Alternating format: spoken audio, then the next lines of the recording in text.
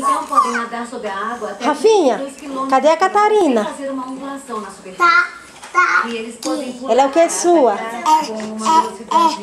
irmã ou é a Catarina? Ela é nossa princesa? É nossa princesa. Podem ver esse E crocodilo. você é o que da mamãe? Então, se E olha ali pra Luizinha, dá um sorriso ali pra Luizinha. Canta uma musiquinha pra Luizinha, canta. os crocodilos aprenderam Canta para... põe a Catarina pra dormir.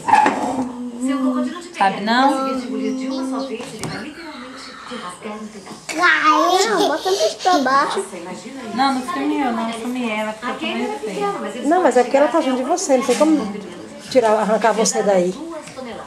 Há relatos sobre crocodilos maiores, mas os que estamos vendo hoje são Você tá perigosos. todo molhado, todinho. Cuidado pra não pegar nada. Dá um selinho na cabeça dela. Turistas, de vez em quando. Dá um selinho na cabeça dela. Não se preocupe, senhor. Estamos seguros nesse barco. Eles não atacam nada maior do que isso. E esse barco é grande?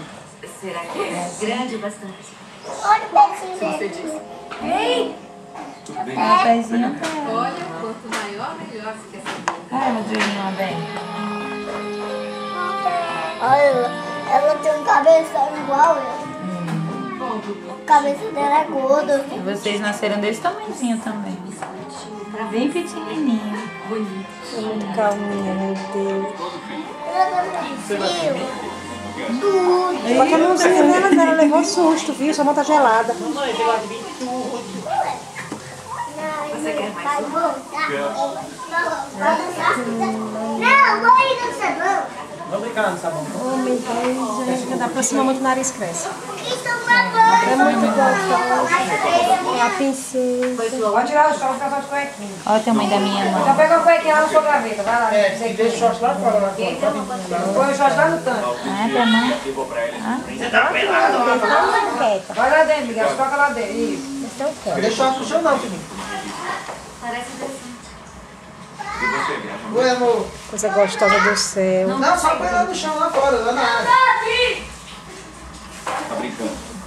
Porque eu ia querer deixar tudo isso. É incrível ver o rosto das pessoas quando vêm aqui pela primeira vez. Vanessa? Não, filha, eu sou muito feia, Catarina. É perigoso ver Fala assim.